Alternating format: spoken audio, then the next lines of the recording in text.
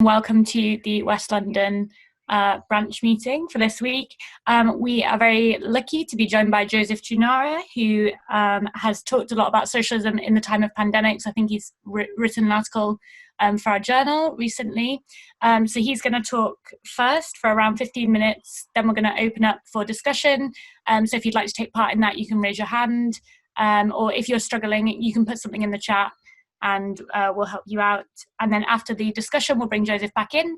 And then after that, we'll move to the second part of our meeting, which is announcements from the branch. And then we'll hopefully get finished in time so people can join the clap if they want to.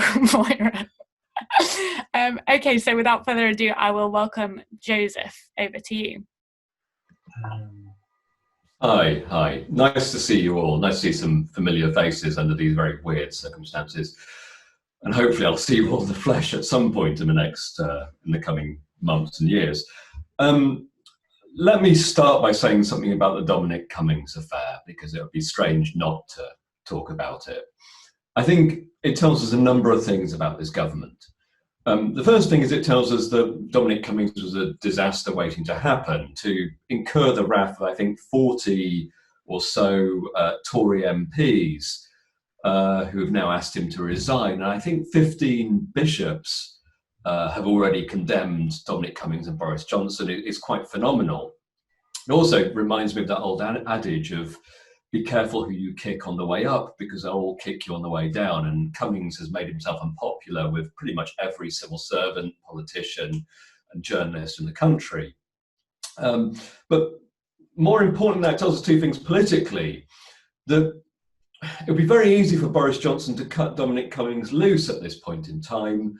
And I think it says a lot more about the intellectual paucity of Boris Johnson than it does about the intellectual achievements of Dominic Cummings, that is clinging so desperately to this person who pioneered the Tory strategy around the general election.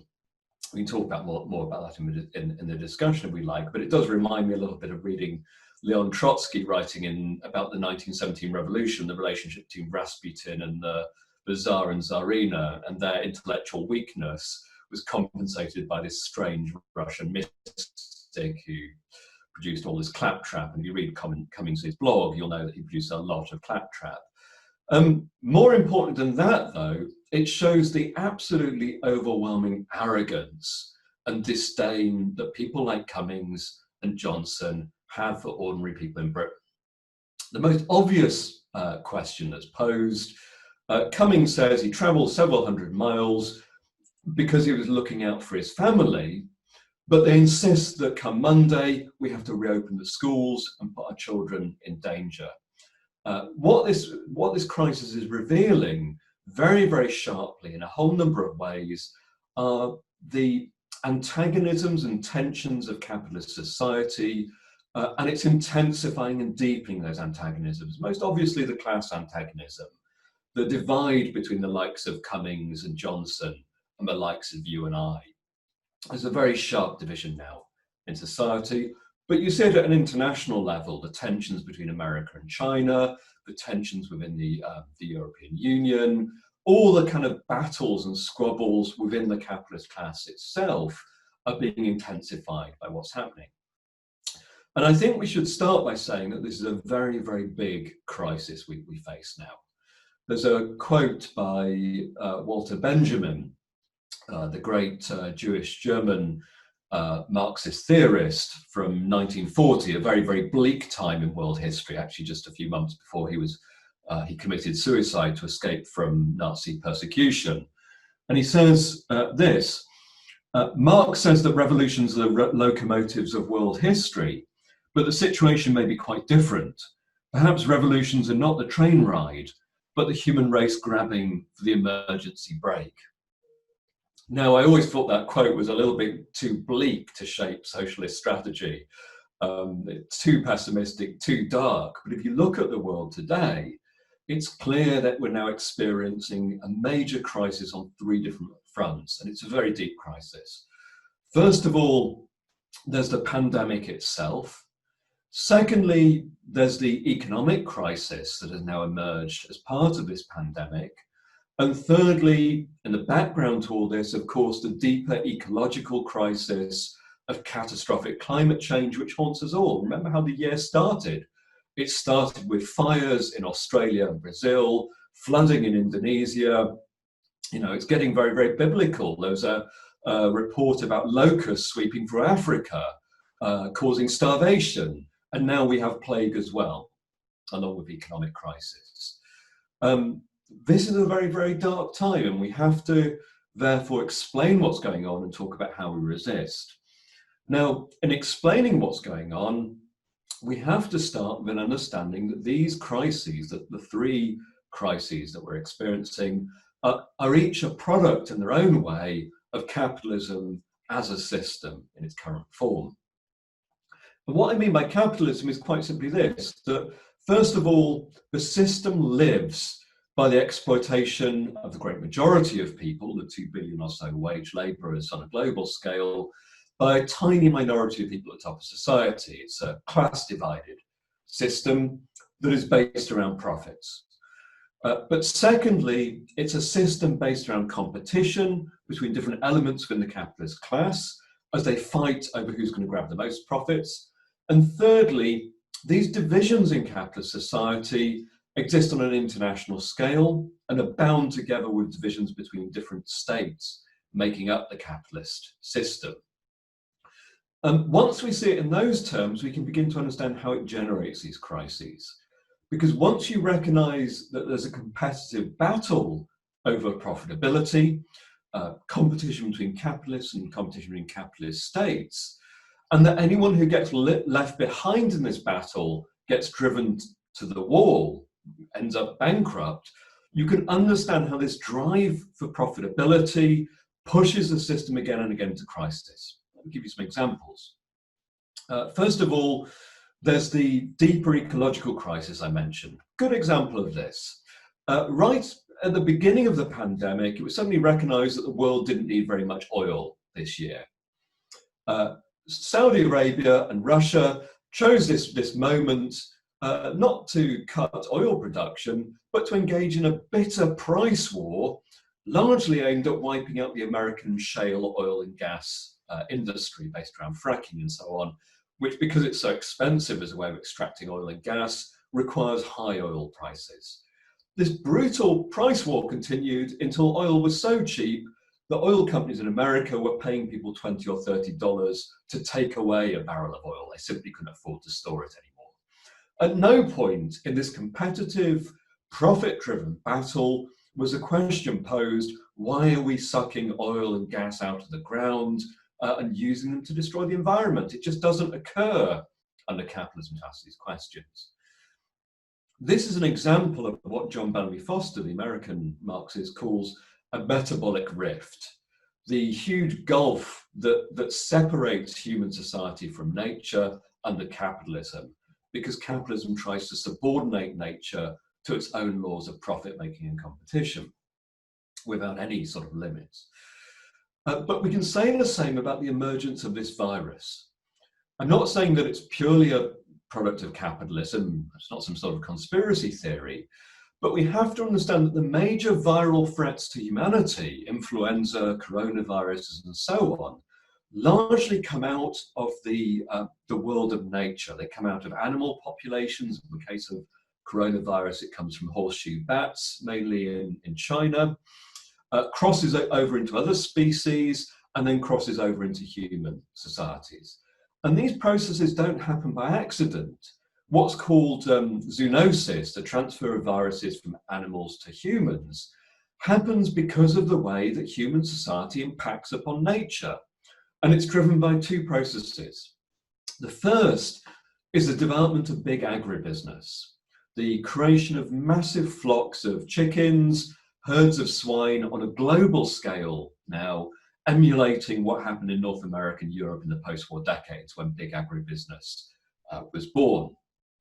And this system creates these gigantic petri dishes in which diseases can spread, and it selects for the most dangerous forms of disease because there's absolutely no incentive for a virus to keep an animal alive if the animal's going to be slaughtered as quickly as possible to be put on a plate. this is done in the interest of profits. It's not done because this is the best way of producing food. It's done because it's the most profitable way of producing food. And it creates every incentive for viruses to spread between hosts as rapidly as possible and to spread from host animals to humans.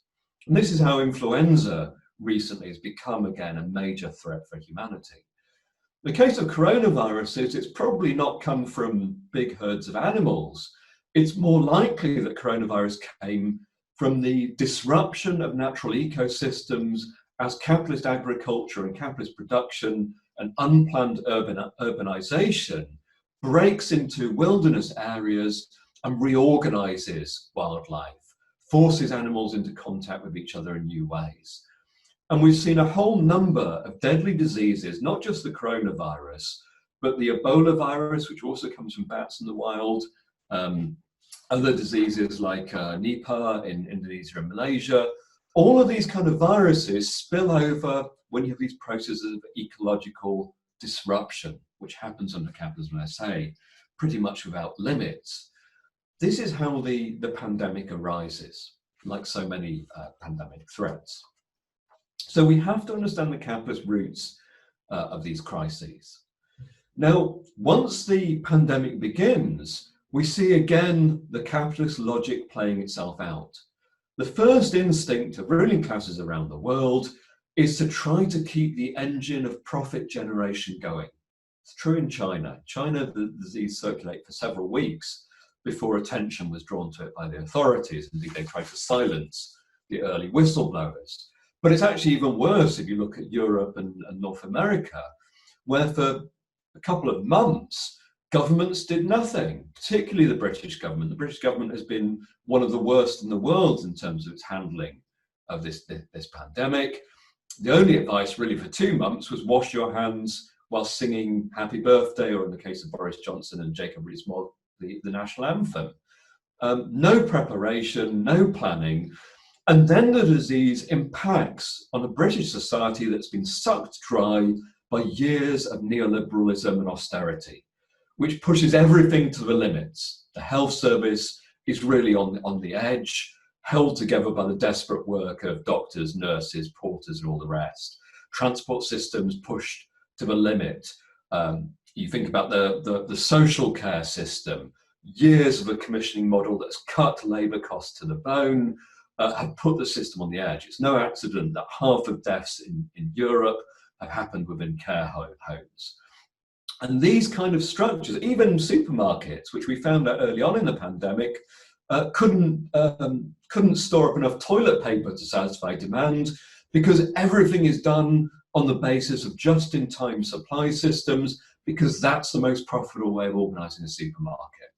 Because we have a world run more and more in the interest of profit, everything is fragile within it. And so we see again and again working class people, along with women, black people, minority people, pay the price for this. In terms of the ethnic penalty, black and minority people twice as likely to die in this pandemic as white people. Why? Not because of some genetic predisposition, as some of the media speculated a few months ago, but for the simple reason that black and Asian people are much more likely to be in overcrowded housing, much more likely to be poor, and much more likely to be involved in frontline services, as you see in the buses and the health service and elsewhere. So this is what happens. And then you get this moment where ruling classes panic. In the case of Britain, it came when the government realised that over 250,000 people would die if the virus was allowed to spread unchecked, the so-called herd immunity strategy. And by the way, anyone who thinks that the herd immunity strategy was a myth and they never believed this, it's very interesting looking at some of Dominic Cummings' early statements in the crisis, but also seeing what some of the people in the mainstream media were saying. There was a Telegraph journalist who wrote a piece which said this: from an entirely disinterested economic perspective, COVID-19 might even prove beneficial in the long term by disproportionately culling elderly dependents. This is really the logic of capitalism in its most brutal form. They moved away from this strategy because the sheer scale of the pandemic threatened both the future capacity for profit making in the economy, but also threatened to completely destabilize the country, sparking a huge political and social backlash. And you saw in Britain lots of little cases of workers refusing to work, walking out, and so on. You saw it in a much bigger way in France, Italy, and America, and elsewhere, where there were major strike activity to force through a lockdown.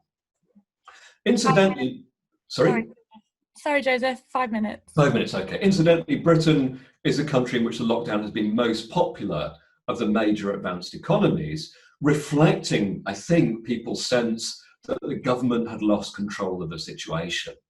People welcomed the lockdown in that sense. Okay, I've only got 5 minutes left, so I have to move on. But I want to talk about where we are at the moment, because what we've seen under the conditions of lockdown is this extraordinarily deep economic crisis develop. The crisis we're experiencing in Britain, the economic contraction in Britain, is the worst since 1709, I think I read, which is a meaningless comparison. 1709, Britain was an agricultural country still. It wasn't even a fully developed capitalist country. It's the worst economic contraction British capitalism has ever experienced. And this is true in a whole number of countries around the world. Now, what I want to say about the economic crisis we're facing is that, of course, if you shut down vast swathes of production, you will create a crisis. And of course, if you shut down capitalist markets, you'll have a crisis. That's not very surprising. But if you look at the projections from the IMF or the Office of Budgetary Responsibility, what they're all saying is there's going to be a sharp crisis now, and then this extraordinarily sharp rebound towards the end of the year. I think things are going to be much more difficult than that. If you look at the context in which the crisis is breaking, we have to look at the longer trajectory of capitalism. Capitalism entered really in the early 1980s a crisis of profitability that has never really been resolved by the system. What you've seen since the early 1980s is, I would argue, some recovery, largely produced by squeezing working class people harder under neoliberal policies, but also a series of bubbles that have driven the capitalist economy forward, underpinned by a massive bubble of debt. And this debt has been central to driving the economy: private debt, public debt, personal debt, or what have you. And every time crisis re-emerges, they create more debt to drive the system further forwards. 2001, what do they do when recession emerges? They cut interest rates.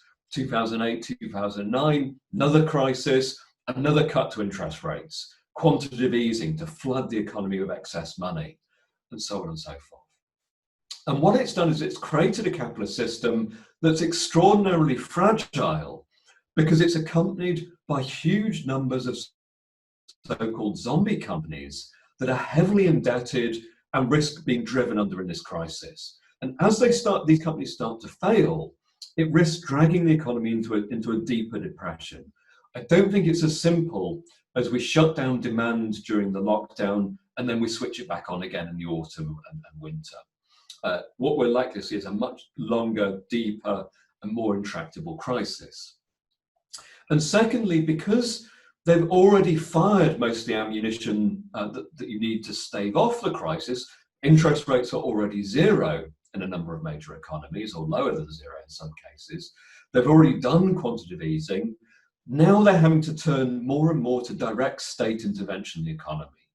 We look at the scale of the intervention in America, in Britain, and elsewhere, it's on a phenomenal scale.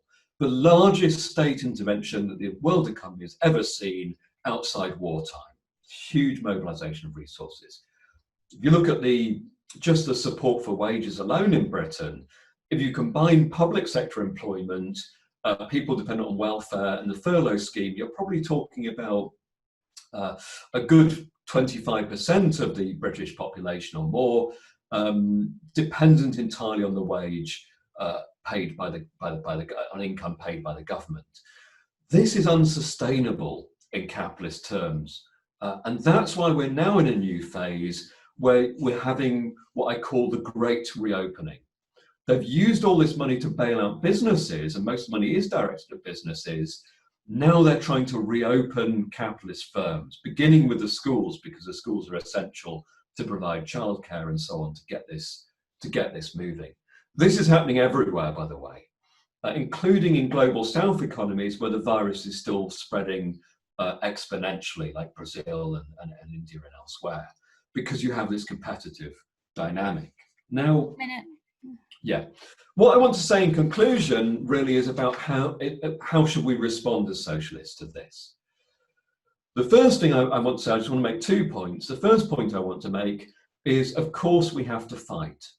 And what we've seen in the last couple of weeks is that even under conditions of lockdown, there's scope for resistance. I think it's phenomenal that the National Education Union had a union reps meeting of 20,000 participants, probably the biggest union meeting we've seen in Britain. I can't think of anything comparable with that, but it shows us a sense of people wanting to do something.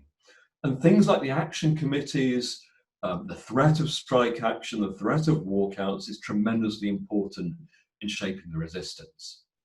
But secondly, this resistance is important in another way as well. At the most basic level, because once they've managed to ease the lockdown, if they do manage to ease the lockdown, they will come for us. Remember back in 2008, 2009, when they bailed out the banks, and we were told by commentators, this marks the end of neoliberalism and the beginning of a Keynesian period that will be much more friendly to workers. It was nonsense. What we got was 10 years of brutal austerity. What do you think it's going to be like in the aftermath of a bailout for corporations on a far, far bigger scale? So we have to build up our strength to resist. And the very last point is that we can't do this on the basis of Keir Starmer's politics.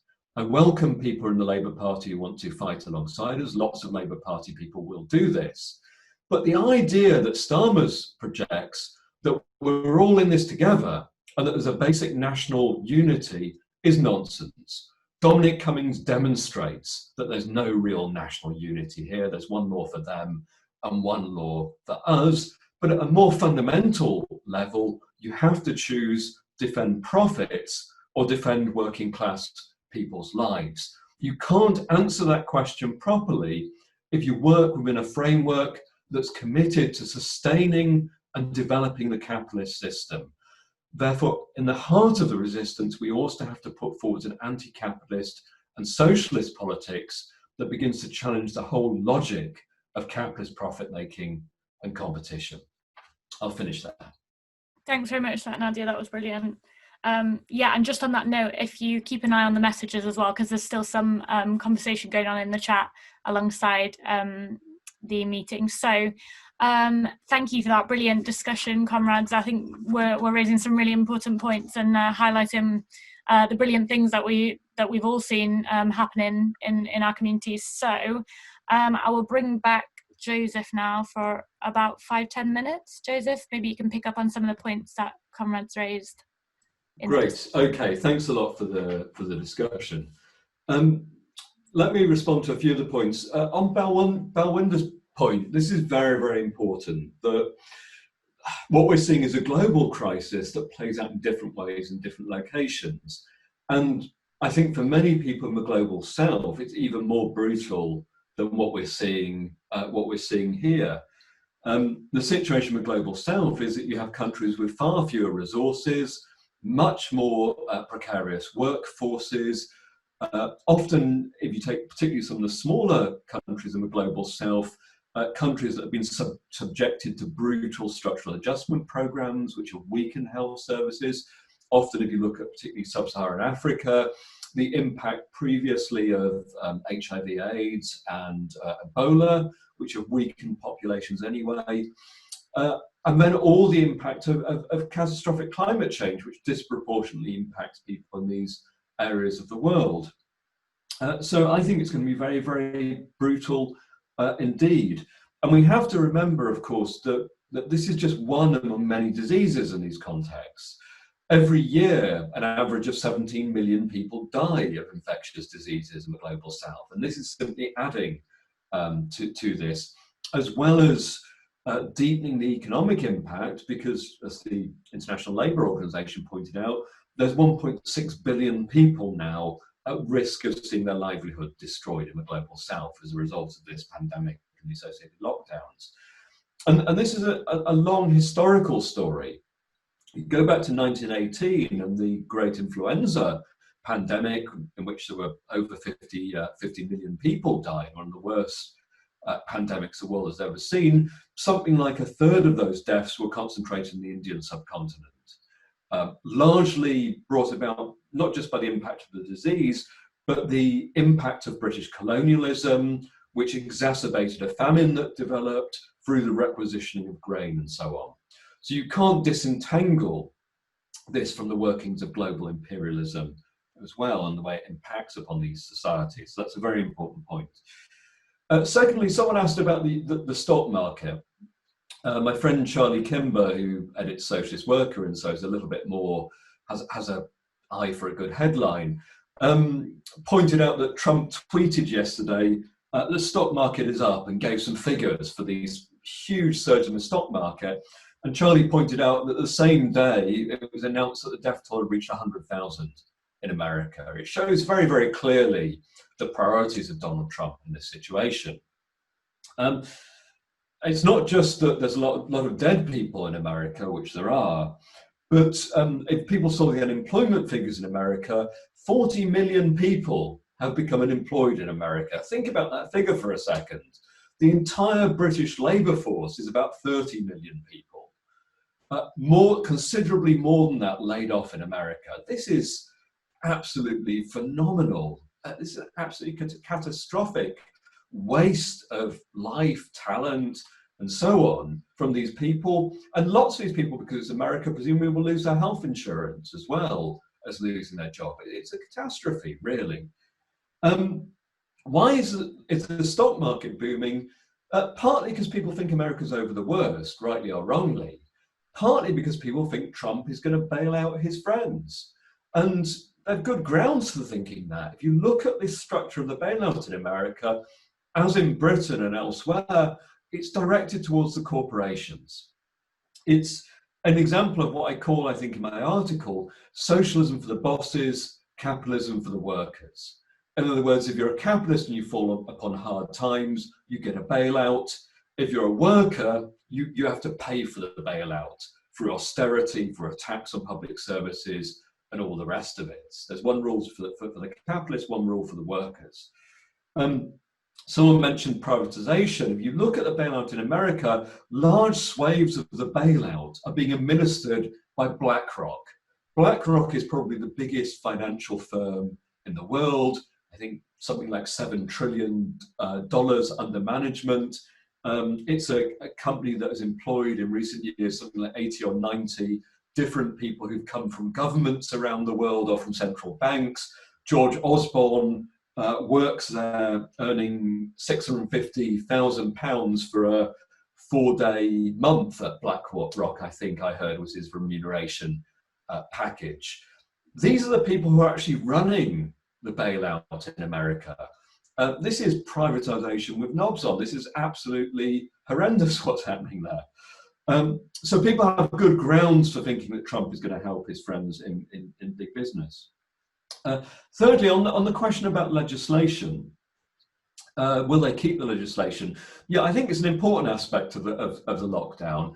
Not the most important thing. The most important thing is actually preserving the lockdown from a working class perspective. But we have to remember the lockdown contains authoritarian elements within it. But not only that, when people say we can't go back to the way things were before, remember, comrades, things can get worse. Look at Hungary. In Hungary, Orban has dispensed with parliament, is now ruling by decree. Look at Brazil and America, where when things get tricky for Bolsonaro in Brazil or Trump in America, they call their far-right friends out onto the street to mobilize in quite big numbers, thousands of people marching through the streets. Look at China, where the Chinese government has used this opportunity to try to break the Hong Kong democracy movement that emerged last year. So the authoritarian elements can get much worse. And of course, If they impose austerity, it will be backed up by racism, nationalism, and every other form of nastiness you can imagine. You already see elements of this. Look at America. I don't know if people saw the story about the black person who died with a US cop's knee on his neck, and the huge outrage that this has caused in America. But this is just a taste of the kind of nastiness which will come to the fore if they try and drive through this attack on the working class in order to defend that attack. Now, the final point I want to make really is about the prospects for resistance in this very frightening context. I think Roger is right to talk about the extent to which the ruling class are losing control of the situation. You see this very clearly at a global level, because what you've had in recent years is this decline of American hegemony, a decline of the ability of America to control global politics. And all these kind of tensions emerging between not just America and China, but all different states around the world. I don't know if people saw, but the American government engaged recently in an act of piracy, where I think in Singapore they seized some face masks that had been ordered by Germany from a US-owned firm, grabbed them and sent them back to America. It's an example of the kind of clashes that are happening between supposed allies on the world stage. But the stuff between America and China is, of course, much nastier, much more brutal than that. But you see within ruling classes as well, all the tensions, all the bitterness and so on. It creates a situation where it's much harder for the ruling class to maintain their grip on things. But as in the Lenin quote that Roger gave, he talks about two elements. He talks about there having to be a crisis at the top of society, which there's elements of, although we shouldn't forget that in Britain, Boris Johnson, not very long ago, won quite a big election victory. It will take time for that bitterness to spread through the whole of the population. It's confined at the moment, I think, to sections of the population, but it will deepen as the chaos and crisis grows. And that sense of national unity, you can see, is already fraying at the edges and breaking down. But the other side of what Lenin said is that the ruled class have to be unprepared to be ruled in the old way. And here we have to say, there has been struggle. The struggle we have to celebrate, we have to build on it, but there's nothing like enough. Part of the reason for this is if you look at the trade union movement, half of them seem to be having cozy dinners with people like Michael Gove at the moment. I don't know if people heard the announcement by Richie Sunak a couple of days ago, where he said he's going to start bailing out capitalist firms in Britain without asking for anything in return. And this was welcomed not just by Annalisa Dodds, a supposedly relatively left-wing person in the Labour Party, who's now the shadow chancellor, but also the Unite Union welcomed this move, saying it will defend capitalist firms upon whom we rely for our jobs and so on. In other words, one of the limitations in the resistance is that there are large numbers of people who accept this logic that we're all in it together, and there is a shared national interest between workers and bosses. We have to reject that argument. The argument is a weak argument even in good times, but at the moment, when it's a choice between profit-making and lives, it's particularly paradoxical and stupid to argue this. We have to say there should be no choice between capitalist profits and saving lives. The priority for us is to defend working class people, and that means shutting down workplaces and keeping them shut until it's safe to return. The problem is, if you accept a capitalist logic, you end up saying, well, we can't do that forever, because, how will we feed people? How will we live under these circumstances if the capitalist economy crashes? Of course, there's an obvious way out of this. It's perfectly feasible to suspend the logic of capitalism for a few months, to say actually profits don't matter that much. What we should be doing as a society is directing all our energy, all of our resources to maintaining basic services, caring for the vulnerable, and giving support to those who need it. And after we've done that, and after we've suppressed the virus, then we'll return to talking about what kind of economy we need. But making that step means suspending the logic of capitalism. And the problem is, there is no clear and obvious solution that doesn't hurt working class people once you remain committed to the logic of capitalism. And so we have to say we welcome everyone who wants to fight in this period, whether they're in the Labour Party, the Socialist Workers' Party, no political party at all. We welcome everyone who wants to resist, to keep the schools closed and all the rest of it. We want to be part of that broad fight back. But we have to say that within this fight back, we absolutely have to defend the argument that we need an anti-capitalist politics at the centre of resistance. The triple crisis that we're facing at the moment of catastrophic climate change, economic meltdown, and pandemic disease is the worst crisis any of us have experienced in our lifetime. Capitalism is leading us to hell in a handcart. And therefore we have to say to people that having an anti-capitalist politics, a revolutionary politics, and an internationalist socialist politics doesn't weaken and undermine or divide the resistance, it makes it stronger and more powerful.